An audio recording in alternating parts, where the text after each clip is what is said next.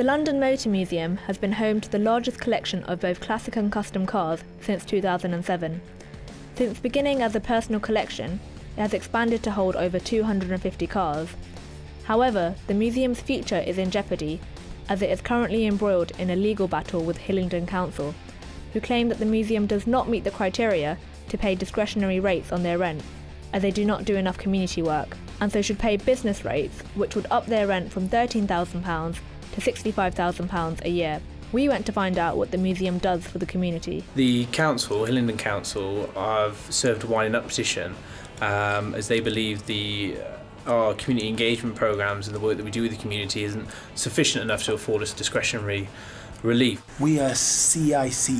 A CIC is a community interest company. It's got the same status as a charity. The CIC are entitled to discretionary relief. But for the last 2 years, the local authority, Hillingdon Borough, believe that the CIC does not give back to the community as much as they would like. We found last year alone we donated over £77,000, which means we would have been able to pay for our business rates, which is £65,000 very comfortably. We've had workshops for students and underprivileged kids. We've had crime kids. We worked with the local authority and the local police to clear Hayes and Hillingdon of all the youths that used to congregate around the canal and cause havoc there. We've brought them here, giving them purpose, giving them skills, let them work on cars that would never even dream of touching, sitting, let alone working on them. We do a number of other little projects. We do some open days we do in conjunction with charities, such as Break the Road Safety Charity. The museum claims that they are a vital part of the community.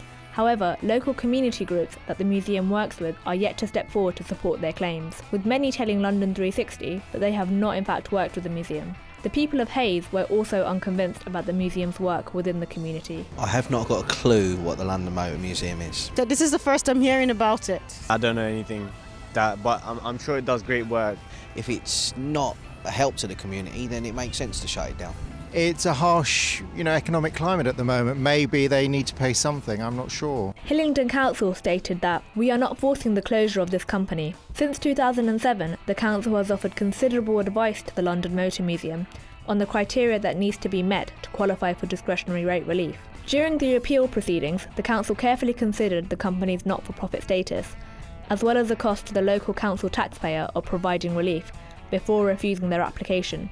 They also owe a considerable amount of money to the council, which could be spent on frontline services. We have no option other than to take action to minimise further losses to the taxpayer. By removing the museum is certainly not a solution, not an amicable solution, and will only hurt the local area. The case continues on December the 16th. If you feel strongly about the London Motor Museum, visit our website to find out how you can sign the petition.